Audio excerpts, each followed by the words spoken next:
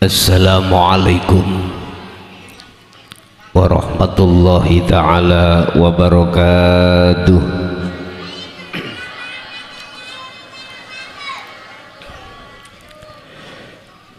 Bismillahirrahmanirrahim. Alhamdulillahilladzi arsala rasulahu bil huda wa dinil haq liyudhhirahu 'ala dini kullih walau karihal musyrikun. Asyhadu an la ilaha illallah wa asyhadu anna muhammadan abduhu wa rasuluh.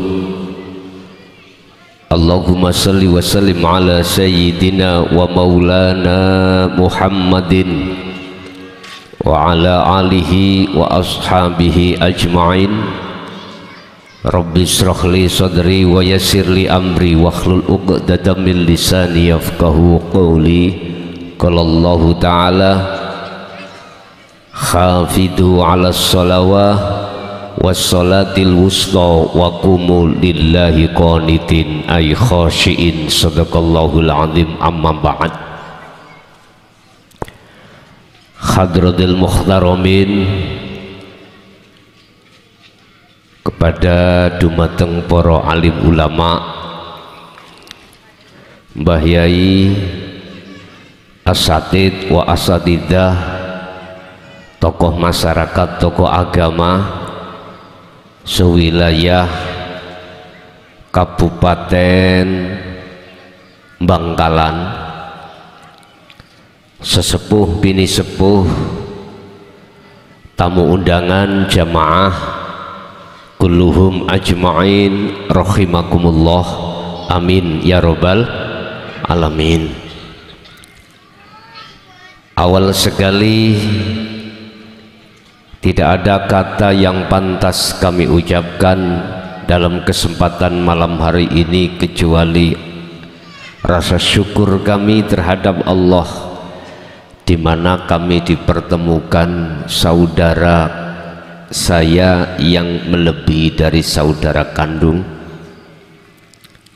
akhul muslim wal muslim. Izinkanlah kami nanti akan menuangkan atau sajian tentang ilmu tasawuf yang pada malam hari ini kita akan membahas bagaimana caranya kita memantapkan sholat atau memantapkan pengenalan diri kita terhadap Allah Subhanahu wa ta'ala. Tentunya Allah memberikan rekomendasi di dalam surah Al-Baqarah ayat 238.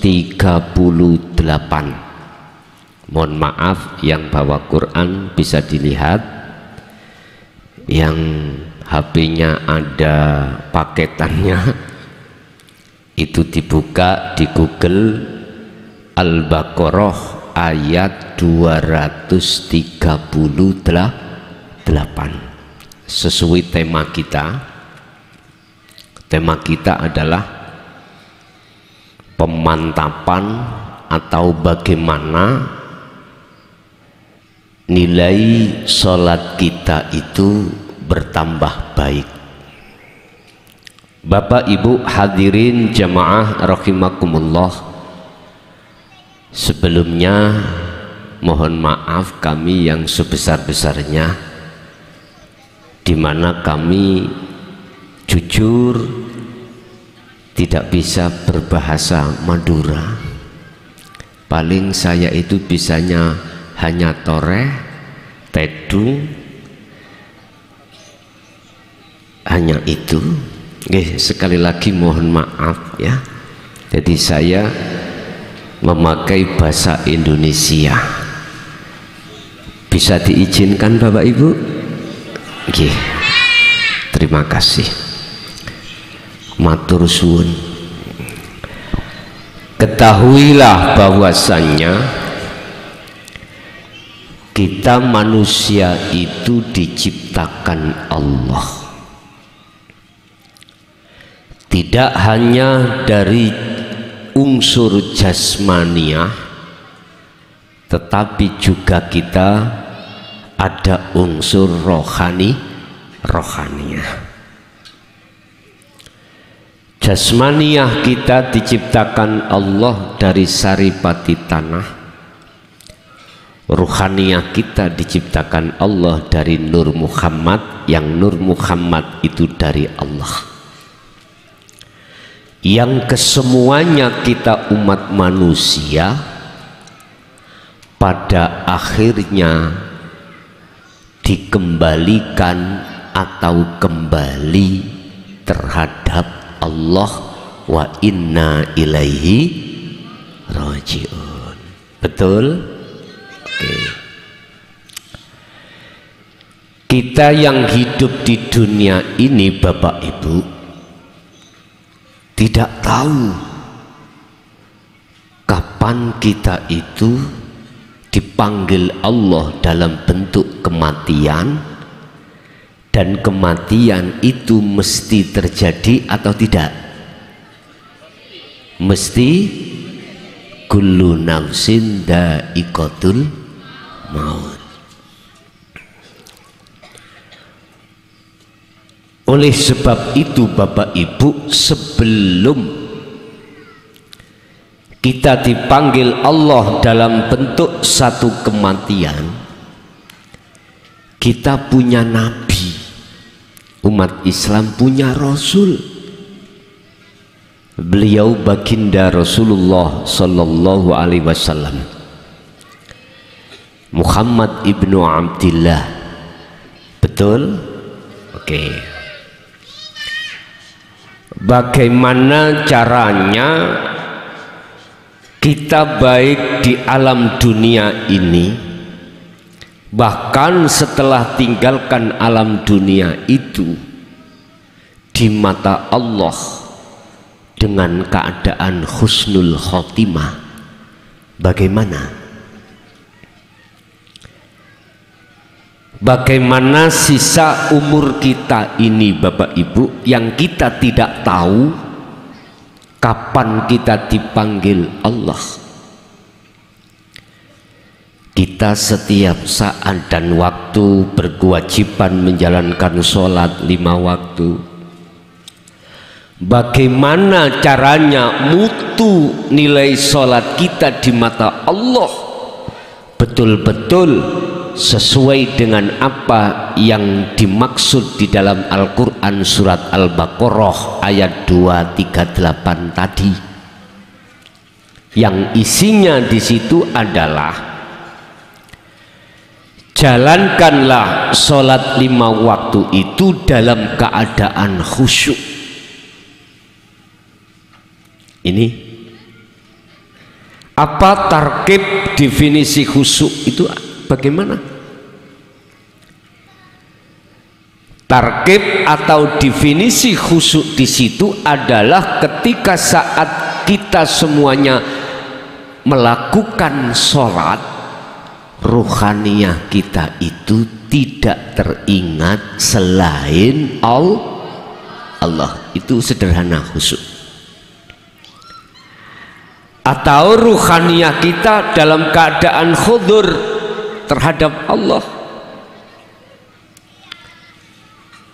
Bapak Ibu, siapapun kita dan apapun status kita, tidak akan pernah bisa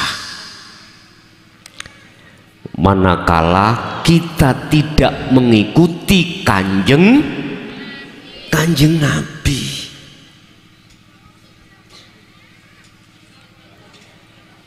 Ingat,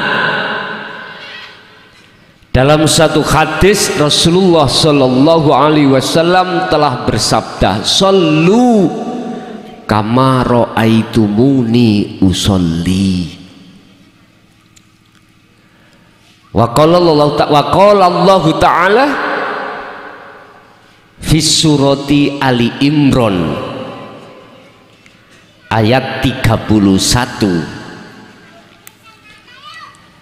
Qul in kuntum tuhibbunallaha fattabi'uni yuhibbukumullah wa yaghfir lakum dzunubakum wallahu ghafurur rahim. Jikalau kau ingin sholatmu khusyuk, jikalau kau ingin cintamu diterima oleh Allah dan kau dijadikan sebagai kekasihnya, maka fattabi'uni, ikuti aku.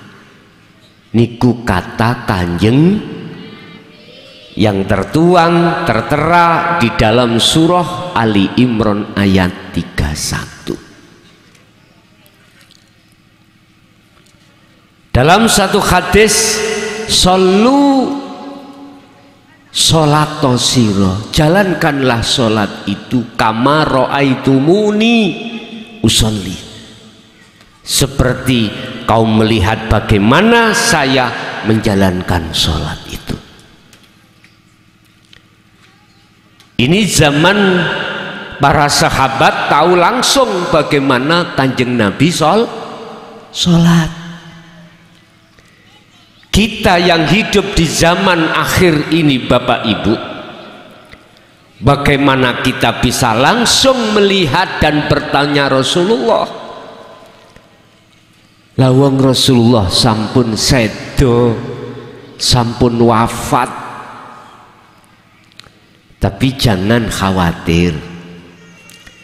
Di sini ada penerus-penerus Rasulullah Sallallahu Alaihi Wasallam yang disebut sebagai tabi'ina sholihin.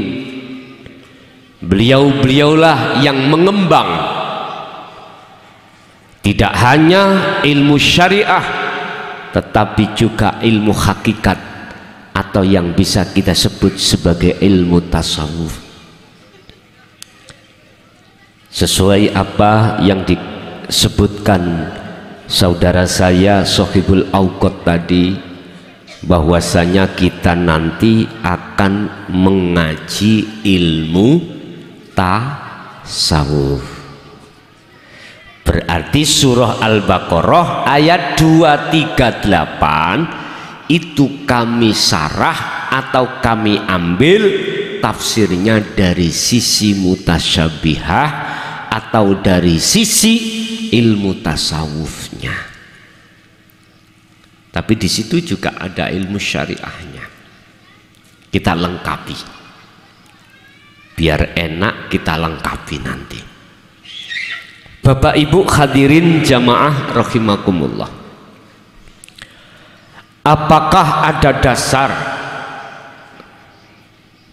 ketika Rasulullah zaman dahulu itu menyampaikan ilmu tasawuf atau menyampaikan ilmu tauhid, apakah ada dasar? Ada Bapak Ibu.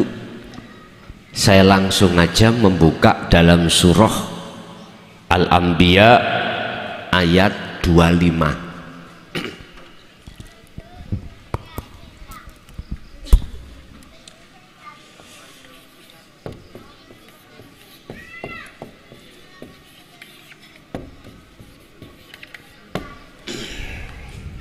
Materi kita tadi surat apa Pak Bu? Al-Baqarah ayat 238.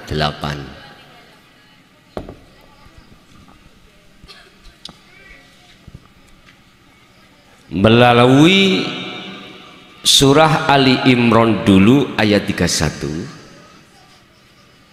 Allah bersabda, "Qul, katakan Muhammad, in kuntum tuhibbunallaha fattabi'uni."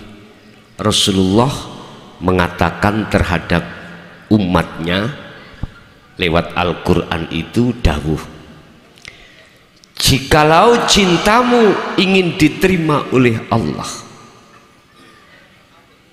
jikalau imanmu betul-betul ingin menjadi iman yang ihsan, jikalau kau ingin dijadikan Allah sebagai kekasihnya, maka ikuti saya, kata Rasul. Artinya apa Pak Bu? Kita hidup di dunia itu tidak bisa terlepas dengan ajaran hukum syariah. Nggak bisa.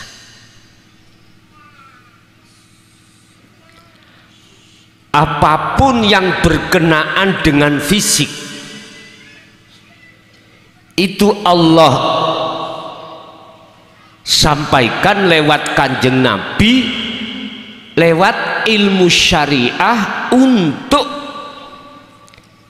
perilaku hablum minan nas, perilaku jasmaniah kita itu betul-betul bagus.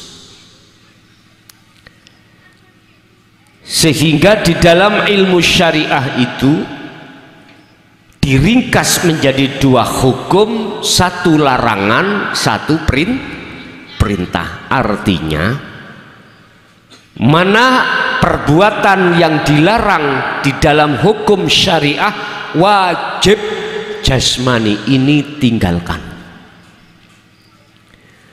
Mana yang diperintah di dalam hukum syariah wajib kita itu menjalankannya. Jasmani ini wajib menjalankannya. Udah, kami tidak membahas tentang masalah fardu, sunnah, mubah, makruh, enggak. Diringkas menjadi dua poin, larangan dan perintah. Shallu ala Nabi Muhammad. Dengan hukum syariah inilah Bapak Ibu yang diajarkan oleh baginda Nabi terhadap kita sebagai umatnya, supaya ya jasmani kita itu hafidu ala sholawah. Itu surat Al-Baqarah tadi, ala sholawah. As-sholawah ay al-maktubah, itu jamak dari as-sholah.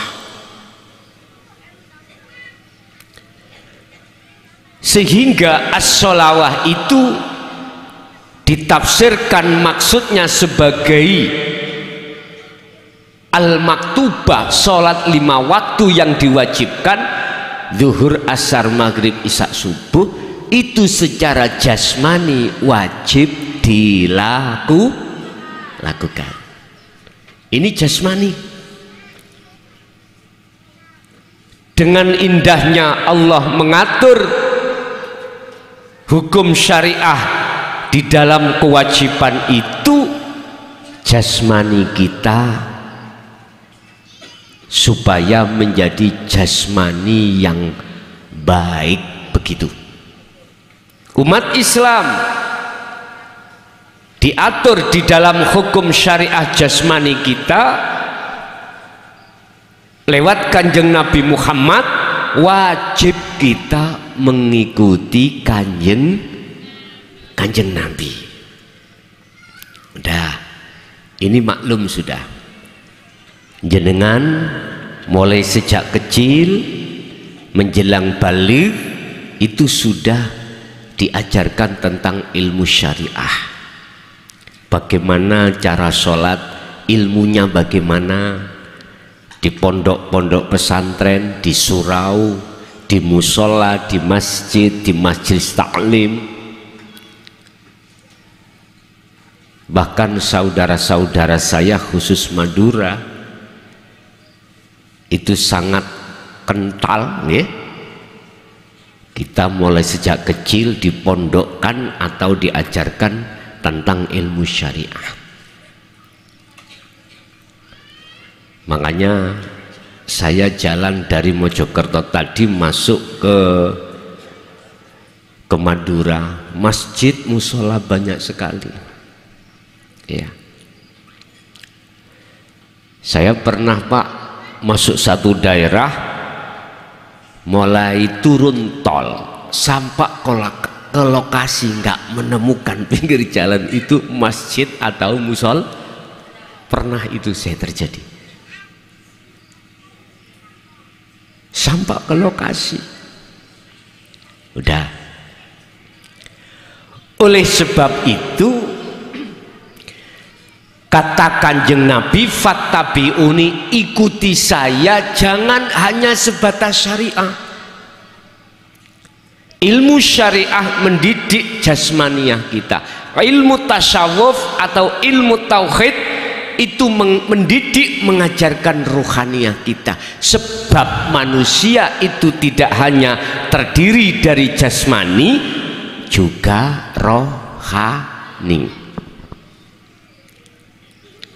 Jasmani kita asal dari tanah, nanti kalau mati kembali ke tanah lagi. Ruhaniah kita asal muasal dari Allah, kita mati wa inna ilaihi raji'un. Lah inilah Rasulullah dihadirkan Allah di tengah-tengah umat manusia yang pada saat itu, zaman beliau bahkan sampai zaman sekarang, asbabun nuzulnya surat Az-Zumar ayat 54, dikarenakan ruhaniah kita terbelenggu oleh hawa nafsu. Oleh karena ruhaniah kita terbelenggu oleh hawa nafsu, Bapak Ibu,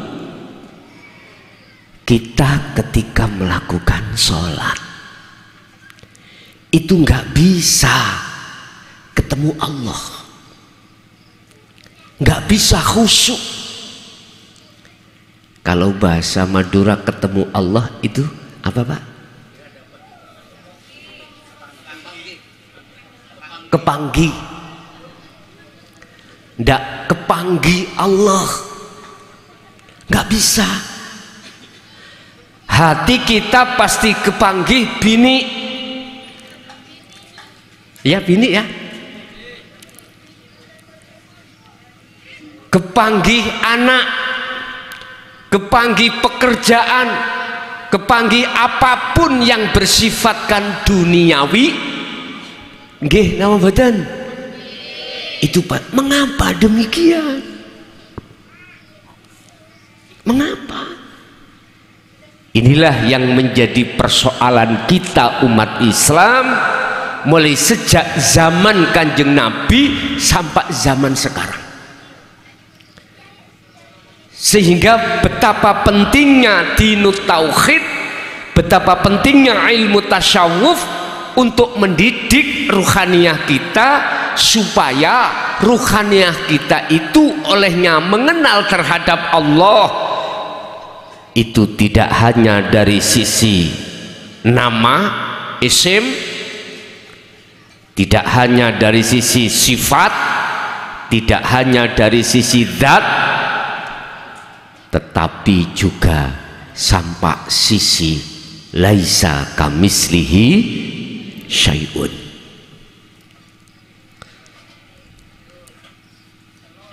Bapak Ibu, sebab musabab Allah mengutus Kanjeng Nabi karena pada saat itu hati manusia itu dalam keadaan gelap gulit. Nek coro Jawa ini peteng dedet, kalau bahasa Madura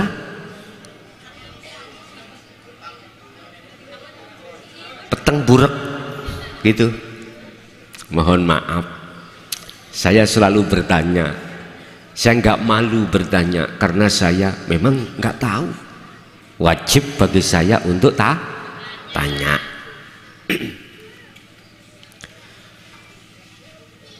La ikraha fiddin qad tabayyana ar-rusdu minal ghayy. Al-Baqarah 256.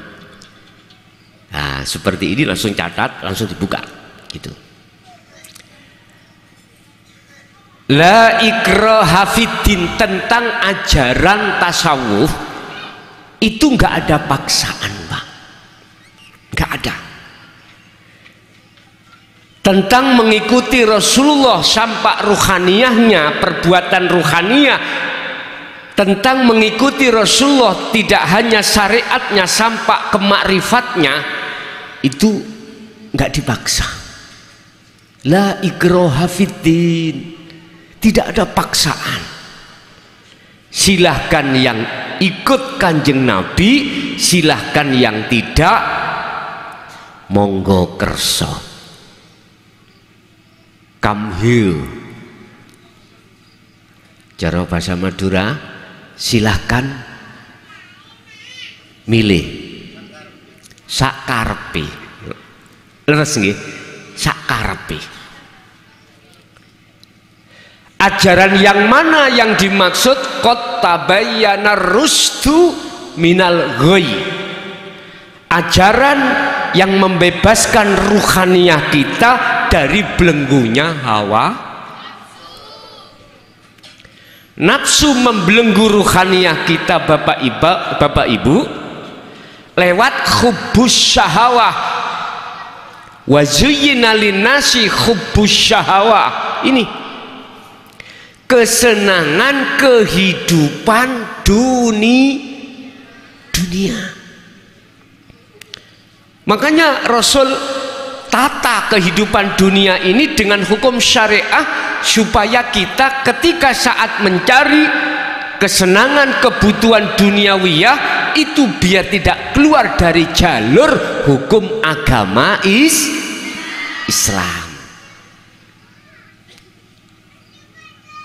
Ditata bagus oleh Rasulullah. Lah, Rasulullah menata hukum tauhid atau ilmu tauhid atau ilmu tasyawuf supaya perbuatan rohaniyah kita di samping bisa keluar dari belenggunya hawa nafsu, juga anibudullaha wastanibut taghut, supaya betul-betul sholat kita bernilai di mata Allah dalam keadaan khusyuk.